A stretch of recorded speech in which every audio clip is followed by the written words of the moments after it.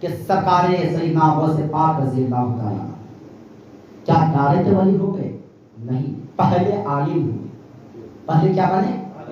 عالم بنے، تب آپ جو ہے فقیری لائن کے لیے آپ روانہ ہوئے۔ جب روانہ ہوئے آپ نے یہ بھی سنا کہ 7 سال آپ نے مدرسے میں پڑھا، آپ نے یہ بھی سنا کہ 25 سالوں تک جو ہے آپ نے کہاں پہ گزارا؟ جنگلوں میں۔ کیا کھا کر کے؟ پتے کھا کر کے، پانی تک نہیں پیتے تھے۔ کس لیے نہیں پیتے تھے؟ اس لیے کہ اللہ ہم سے راضی ہو جائے، ہے نا۔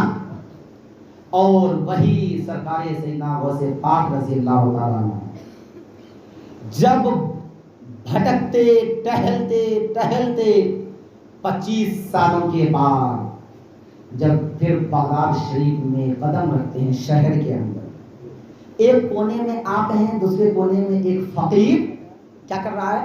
روٹی کھانے کی تیاری کر رہا ہے۔ اور یہ ہوتے ہوتے جو ہے سرکار غوث پاک کو بھی بلایا، یہ شاید میں نے بتایا بھی تھا پہلے آپ کو۔ اس کے بعد کیا ہوتا ہے؟ اصل مقصد ہے اس کے بعد کی کہانی بتانا۔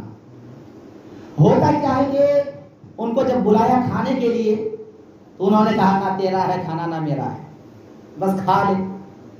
تو غوث پاک نے ان سے سارا واقعہ پوچھا، کہا بھائی یہ بغداد سے لے کر کے آئے ہیں، عبد القادر کی ماں نے دیا تھا، عبد القادر کو تلاش کرتے کرتے ہوا کیا کہ میں نے جو مال لایا تھا بیچنے کے لیے، مال تو بیچ دیا، ان کی تلاش میں ہمارا سارا مال ختم ہو گیا، تلاش کرنے میں، کھانے پینے میں، کرائے میں میرا سارا مال ختم ہو گیا۔ میرا مال ختم ہونے کے بعد اس عبد القادر کے مال میں ہاتھ لگایا تو وہ خرچہ کرتے اب تک تو وہ ملا نہیں، انہی کے پیسے سے ہم نے یہ کھانا خریدا ہے، لہذا یہ مال نہ تیرا ہے نہ میرا ہے، ہم دونوں مل کر کے کھا لیتے ہیں بانٹ کر کے۔ ان سے پورا کہا کہ یہ عبد القادر کی کس نے دیا تھا؟ بولے عبد القادر کی ماں نے۔ تب وہاں غوث پاک کہتے ہیں کہ ام الخیر فاطمہ میری ماں اور میں وہی عبد القادر ہوں جنہیں تم برسوں سے تلاش کر رہے، برسوں سے تلاش کر رہے۔ وہ روٹی کو آپ دونوں نے مل کر کے کھایا، کھانے کے بعد جو امانت تھی کہا کہ بھئی یہ آپ اپنی امانت لو اور میں تو اپنا ملک چلا۔ بولے رک جاؤ، پہلے غوث پاک نے اپنے ہاتھ مبارک میں لیا پورا پیسہ پہلے ہاتھ میں لیا، پھر دوبارہ اسی شخص کو دیا۔ دینے کے بعد کہا اس تمام پیسے کا جا کر کے کھانے پینے کا سامان خریدو، سب پیسے کا خریدوا لیا۔ خریدوانے کے بعد کہا کہ باہر نکلو، سب سے غریب محلے میں آپ گئے اور بولے یہ سارا مال ان غریبوں میں تقسیم کروا دو۔ یہ سبحان اللہ۔ اب وہاں دوسرا شخص آتا ہے، کیونکہ سب دیکھ رہے تھے، ہر کوئی تو چپ رہ کر کے سننے والا ہے نہیں، دیکھنے والا ہے نہیں، کوئی نہ کوئی ہمارے آگے جیسے بدتمیز ہو ہی جاتے ہیں کہ اے عبد القادر 25-30 سالوں سے تم نے کھانا نہیں کھایا، آج بڑے نصیب سے ملا تجھے کھانا کھانے کے لیے، سوکھی روٹی تم نے کھانا کھایا ہے، جو بھی پیسہ آتا تو مہینہ 2 مہینہ 6 مہینہ تو تیرا چلتا، لیکن تو نے وہ پیسے کو اپنے لیے نہ رکھ کر کے غریبوں میں تقسیم کر دیا، تو پھر تم کھاؤ گے کیا؟ یہ سوکھی روٹی آج کھا لیا، اب آج کے بعد کھائے گا کیا؟ بولا جس مالک پروردگار نے مجھے سوکھی روٹی سے اتنے پیسے دیے کھانے کے لیے، خرچ کے لیے، جب اللہ نے آج مجھے بھوکا نہیں رکھا تو انشاءاللہ تعالیٰ کل بھی کبھی بھوکا نہیں رکھے گا۔ حضرات محترم، وہ غوث پاک رضی اللہ تعالیٰ عنہ کی شان تھی، اور سیدنا غوث پاک رضی اللہ تعالیٰ عنہ کا وہ مقام ہے کہ آپ کتنوں ہی تعریف کرتے رہیے، کبھی بھی سرکار غوث پاک کا مقام ختم نہیں ہوگا۔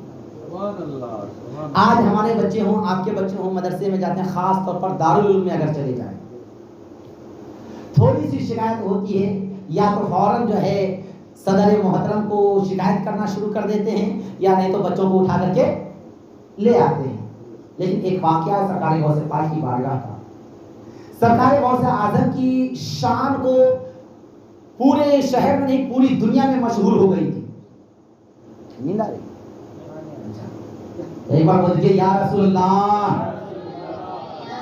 لبیک یا رسول اللہ، سب مل کے بولیے لبیک یا رسول اللہ، لبیک یا غوث اعظم، لبیک یا غوث اعظم۔ تو غوث اعظم رضی اللہ تعالیٰ عنہ کی بارگاہ سے جب غوث اعظم کا چرچا ایک خاتون نے سنا، ایک عورت نے سنا، تو ان کے دل میں شوق پیدا ہوا کہ چلو ہم اپنا بیٹا کو بھی عبد القادر کی بارگاہ میں دے دیتے ہیں، میرا بیٹا بھی ویسے ہی بن جائے گا، میرا بیٹا بھی ویسے ہی بن جائے گا۔ آج ہم اپنی اولاد کو عالم بنانا نہیں چاہتے، بولی چاہتے ہیں؟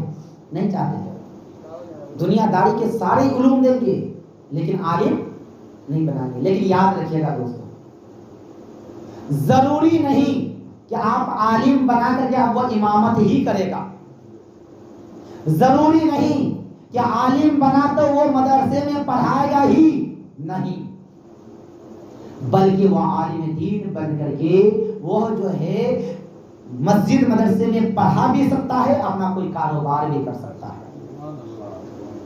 ہے نا۔ سرکار سیدنا امام اعظم ابو حنیفہ رضی اللہ تعالیٰ عنہ کا بہت بڑا کاروبار تھا، اتفاق کی بات، کپڑے کا کاروبار تھا۔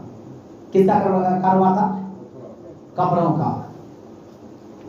تو ہوا کیا اتفاق سے کہ ایک دن کیا وہ سرکار امام اعظم کا کپڑا جو ہے پوری دنیا میں جایا کرتا تھا، پوری دنیا میں آپ کا کپڑا جاتا تھا۔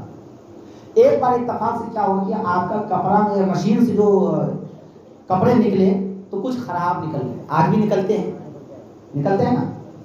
تو غوث اعظم رضی اللہ تعالیٰ عنہ نے، وہ حضرت امام اعظم ابو حنیفہ رضی اللہ تعالیٰ عنہ نے جو دکانداروں کو دیا، تاجر کو دیا، ان کو وہ کپڑا الگ سے دیا اور کہا کہ اس کپڑے کو الگ سے بیچنا اور یہ جو کمی ہے، خرابی ہے، یہ بتا کر کے بیچنا اور آدھے ریٹ میں بیچنا۔ کتنا ریٹ میں بیچنا ہے؟ آدھا ریٹ میں بیچنا ہے۔ وہ تاجر جب گئے بیچنے کے لیے دوسرے تیسرے ممالک، تو ہوا کیا کہ وہ اس ریٹ کے بارے میں بھول گئے، یہ بھی بھول گئے کہ ہمارے تھوک میں جو ہے کچھ کپڑے خراب بھی ہیں۔ انہوں نے ایک ہی ریٹ میں سارے کپڑے بیچ دیے۔ سب تاجر وہاں پہنچے سرکار غوث اعظم کی بارگاہ میں، سرکار امام اعظم کی بارگاہ میں جو ہے اپنا اپنا حساب دیا، اپنا منافع لے کر کے شیش پیسے کو جمع کیا۔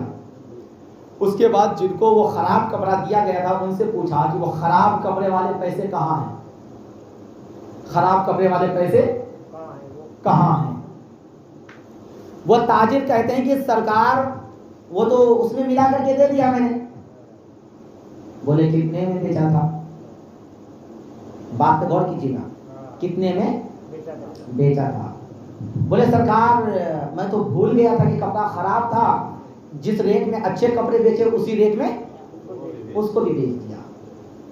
قسم ہے اس مالک پروردگار کی کہ جب غوث حضرت امام اعظم کی کانوں میں یہ آواز پہنچی کہ اسی ریٹ میں خراب کپڑے کو بھی بیچا گیا ہے، تو جتنے مال کے پیسے اس دن آپ کی بارگاہ میں پیش کی گئی تھی، جتنے پیسوں کے کاروبار ہوئے تھے، وہ سب کے سب پیسے آپ نے صدقہ کروا دیا، 1 روپے نہیں رکھا۔ اور اگر آج ہم سے ایسا ہو جائے تو اوہ یہ دکاندار بڑا ہوشیار ہے، خراب کپڑے کو اچھے دام میں بیچ دیا، اسی کو کپڑا دینا ہے، اسی کو مال دینا ہے۔ حضرات محترم، مطلب یہ ہے کہ غوث اعظم امامت بھی کرتے تھے، کاروبار بھی کرتے تھے۔ یہ حضرت سیدنا امام اعظم ابو حنیفہ رضی اللہ تعالیٰ عنہ کاروبار بھی کرتے تھے، امامت بھی کرتے تھے، کاروبار بھی کرتے تھے، آپ مدرسے میں پڑھاتے بھی تھے، کاروبار بھی کرتے تھے، آپ دین کی تبلیغ بھی کرتے تھے۔ اتنے بڑے امام، کون امام آج بھی انہیں آپ ہم سب پوری دنیا جو حنفی مسلک کو ماننے والے ہیں، کس مسلک کو؟ حنفی مسلک کو ماننے والے ہیں، پھر وہ چاہے کسی بھی عقیدہ سے تعلق رکھنے والا ہو۔ فرق اتنا ہے کہ ہم صرف کہتے نہیں کر کے دکھاتے ہیں، باقی سب کہتا ہے لیکن کرتے نہیں۔ سب وہی امام اعظم کو مانتے ہیں، امام اعظم کی اقتدا کرتے ہیں، امام اعظم کے مسلک پہ اور مسائل پہ عمل کرتے ہیں۔ حضرات محترم، بات کر لیتے غوث اعظم اور مدرسہ کا بچہ. اس خاتون نے بچے کو دے دیا مدرسے میں. وہ دے کر کے چلی گئی. جانے کے بعد جب وہ کچھ دنوں کے بعد ان کے دل میں شوق پیدا ہوا کہ اب جا کر کے اپنے بچہ کو دیکھوں کہ وہ میرا بچہ کیسا ہے اور کتنا بڑا, کتنا گورا ہوا, کالا ہوا, موٹا ہوا, دبلا ہوا, وہ سب دیکھنے کے لیے ماں تو چاہتی ہے. ٹھیک ہے, تو گئی تو دیکھ کیا رہی ہیں کہ سرکار غوث اعظم رضی اللہ تعالیٰ عنہ کی بارگاہ میں وہ مرغا, مسلم, بکرے سب جو ہے فرائی کی ہوئی, سالن وغیرہ سب کچھ موجود ہے. کیا موجود ہے؟ سب کچھ بالکل ہائی فائی کھانا موجود ہے. غوث اعظم کی بارگاہ میں یہ سب موجود ہے. وہ خاتون گئی اپنے بیٹے کے پاس. کہاں گئی؟ بیٹے کے پاس. بیٹے کے پاس گئے تو بیٹا دیکھے کیوں گئے, وہ سوکھی روٹی چبا رہا. کیا چبا رہا؟ سوکھی روٹی. وہ بھی چبایا نہیں جا رہا, پانی میں ڈبو کر کے کسی طرح سے کھا رہا ہے. سالن ولن کچھ نہیں ہے. وہاں سے وہ عورت بڑے غصے میں آئی, بہت جلال میں آئی. کہا اے عبد القادر جیلانی, کیا میں نے اپنے بیٹا کو آپ کے حوالے اس لیے کیا تھا کہ آپ تو مرغا مسلم کھاؤ, میرے بیٹے کو سوکھی روٹی کھلاؤ, میرے بیٹے کو باسی روٹی کھلاؤ, میرے بیٹے کو پانی کے ساتھ روٹی کھلاؤ. کہا اے خاتون, جس دن تیرا بیٹا میری طرح ہو جائے گا, جس دن تیرا بیٹا مجھ عبد القادر کی طرح ہو جائے گا, اس دن تیرا بیٹا بھی اس سے بہتر کھانا کھائے گا, اس سے بہتر کھانا کھائے گا. کہا مطلب کیا میرا بیٹا اس کھانے کے لائق نہیں؟ کہا تو نے مدرسے میں بھیجا ہے, انگلش اسکول میں نہیں بھیجا ہے, انگلش کالج میں نہیں بھیجا ہے, تو نے ڈاکٹری انجینئرنگ کروانے کے لیے نہیں بھیجا ہے, جج اور وکیل بننے کے لیے نہیں بھیجا ہے, بلکہ عالم دین بننے کے لیے بھیجا ہے. سبحان اللہ. اے عبد القادر جیلانی کیسا عالم دین. تو اب یہاں سے دو باتوں پہ دھیان دیجیے گا. پہلی بات, جب بھی آپ کوئی سالن کھائیں گوشت کا, کیا کھائیں؟ گوشت کا, تو ہڈی کو چبا کر کے نہ کھائیں, ہڈی کو چبا کر کے نہ کھائیں, وہ بھی کنہیں کا حصہ ہے, وہ بھی کنہیں کا حق ہے. تو غوث اعظم بھی چبا کر کے نہیں کھاتے تھے. وہ ساری ہڈیاں ایک جگہ رکھی ہوئی تھی. کیا ہوئی تھی؟ رکھی ہوئی تھی. سرکار غوث اعظم رضی اللہ تعالیٰ عنہ نے ہڈی کے اوپر کیا کرا, آپ نے ہاتھ پھیر دیا. کیا کرا؟ وہ مرغا تیار ہو کر کے بانگ دینا, چلانا شروع کر دیا. کہا اے خاتون دیکھ, مرغا کھا بھی لیا اور مرغا کو زندہ بھی کر دیا, تیرا بیٹا کر پائے گا؟ کہا سرکار مجھے معاف کیجیے, مجھ سے غلطی ہو گئی. کیا کہا؟ مجھ سے غلطی ہو گئی, معاف کر دیجیے. کیا آج ہماری ماں اور بہنیں ایسا کر سکتی ہے؟ نہیں کر سکتی, کیونکہ انہیں بچہ بڑا پیارا ہے. کیا عبد القادر کی ماں کو پیارا کا پیارا نہیں تھا؟ عبد القادر تھا, لیکن عبد القادر کی ماں کو یہ معلوم تھا کہ یہ زندگی 10 سال 20 سال 50 سال حد سے زیادہ 100 سال, حد سے زیادہ 100 سال, ایک نہ ایک دن مرنا ہے. لیکن جس دنیا فانی میں ہمیں ہمیشہ کے لیے رہنا ہے, کروڑوں سال جس قبر میں رہنا ہے, اس کے لیے ہمیں سوچنا ہے. قبر سے نکلنے کے بعد جس میدان محشر میں اپنے نانا جان محمد رسول اللہ کی بارگاہ میں پیش ہونا ہے, وہاں کے لیے سوچنا ہے. ہمیں وہاں کے لیے سوچنا ہے. جب میدان محشر کے بعد جب جہنم اور جنت کا فیصلہ سنایا جائے گا تو سب جنت میں جائے گا, اور یہ محمد مصطفیٰ کی نوازی بیٹی جہنم میں, ان کی اولاد جہنم میں, یہ ام الخیر فاطمہ کو گوارا نہیں.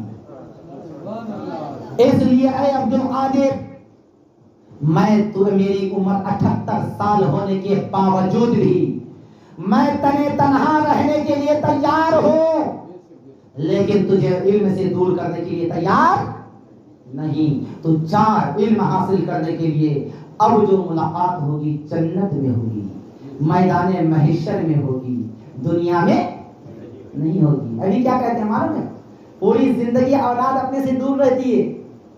جب ماں باپ کا انتقال کا ٹائم آتا ہے تو بیٹے کے بھی اور بیٹیوں کے بھی شوق ہوتا ہے کہ آخری چہرہ اور آخری دیدار کر لوں, اور ماں باپ کا بھی شوق ہوتا ہے کہ ایک بار اپنا پیارا سا اور خوبصورت سا لاڈلا کو جو ہے میں دیکھ سکوں, جن کو 9 مہینے تک ہم نے پیٹ میں رکھا, 18 سال تک ہم نے انہیں پرورش کی, اور اس کے بعد انہوں نے کبھی میری طرف صورت تک نہیں کر کے دکھا, کبھی پیار سے 2 بولی نہیں بول پایا.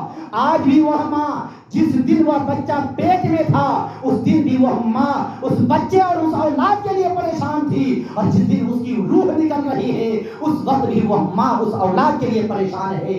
لیکن وہ اولاد کو شرم تک نہیں آتی, احساس تک نہیں ہوتا کہ اس ماں باپ کو گھر سے باہر نکالنے کے لیے تیار ہو جاتے ہیں, ماں باپ کو ٹھوکر دینے کے لیے تیار ہو جاتے ہیں, ماں باپ کو ستانے کے لیے تیار ہو جاتے ہیں, ماں باپ کو گالی گلوچ اور بدتمیزی کرنے پر آمادہ ہو جاتے ہیں. ایسی اولادوں کو ان باتوں پہ دھیان رکھنے کی ضرورت ہے کہ آج اگر تم بیٹا اور لڑکا کہلانے کے لائق ہو, آج بیٹی کہلانے کے لائق ہو, آج اگر باپ کہلانے کے لائق ہو, آج اگر ماں کہلانے کے لائق ہو, تو یہی ماں باپ کا صدقہ ہے. اگر یہ ماں باپ تمہیں جنم نہیں دیتے تو نہ تم بیٹا بنتے, نہ تم بیٹی بنتے, نہ تم کسی کے ماں باپ بن پاتے, نہ تمہاری کوئی نسل کا نام و نشان رہتا. جس نے تمہیں زندگی دی آج تم نے انہی کو بھلا دیا. یہ کیسا فیصلہ ہے, یہ کیسا انصاف ہے. اس لیے میرے بزرگوں اور دوستوں, خدا کے پکڑ سے ڈریے, خدا کے پکڑ سے ڈریے. دنیا کچھ نہیں ہے. آپ مجھے بول دیجئے گا, میں آپ کو بول دوں گا. چاہے آپ مجھ سے پیار سے بات کیجئے, نفرت سے بات کیجئے, بات تو کریں گے. بولیے ایک جگہ ہے تو کریں گے یا نہیں؟ لیکن اگر محبت سے کر لیتے ہیں تو کیا ہو جائے گا؟ محبت کی نظر اہل وفا کی شان پیدا کر, بلندی اور پستی میں ذرا پہچان پیدا کر. نہ ہو ماحول سے مایوس دنیا خود بنا اپنی, نئی کشتی, نئی آندھی, نیا طوفان پیدا کر. حضرات محترم, آپس میں محبت کو قائم رکھیے, نفرت کا جنازہ نکال دیجئے. نفرت کو اپنے دل و دماغ سے, دل کے گھر سے بھی نکالیے, اپنے مکان کے بھی گھر سے اپنے نفرت کو نکال دیجئے, تاکہ دنیا ایک تاریخ بن کر کے رہے کہ ہاں فلاں گاؤں میں, فلاں جگہ پہ سب آپس میں پیار محبت سے ایسے رہتے ہیں کہ خوب لڑ لیتے ہیں, لیکن 10 منٹ کے بعد دیکھتے ہیں کہ سب ایک ہی جگہ رہتے ہیں, ایک ہی جگہ چائے پانی کرتے ہیں.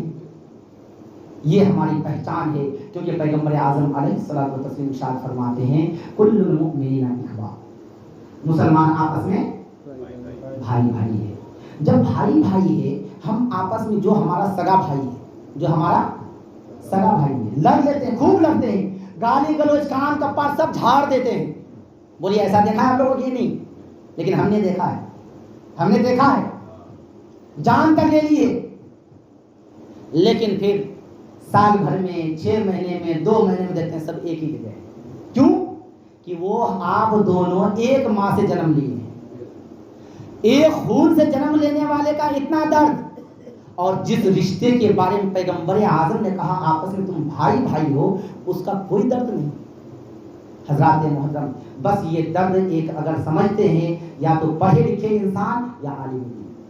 کیوں کہا جاتا ہے کہ پڑھو, بھوکے رہو, پیاسے رہو, آدھی روٹی کھاؤ, کپڑے پھٹے پرانے پہنو, لیکن اپنی اولادوں کو پڑھاؤ. کیونکہ جب آپ پڑھائیے گا تو آپ کے اندر اچھے برے کی پہچان آئے گی, نفرت محبت کی پہچان آئے گی, صحیح غلط کی پہچان ہوگی, دین کیا ہے, غیر دین کیا ہے, اور ماں باپ کا احترام کیا ہے, بھائی بہنوں کا احترام محبت کیا ہے, ان کا حق کیا ہے, ہمیں کن کے ساتھ کیسے پیش آنا ہے, یہ ساری باتیں آپ کے ذہن میں آئیں.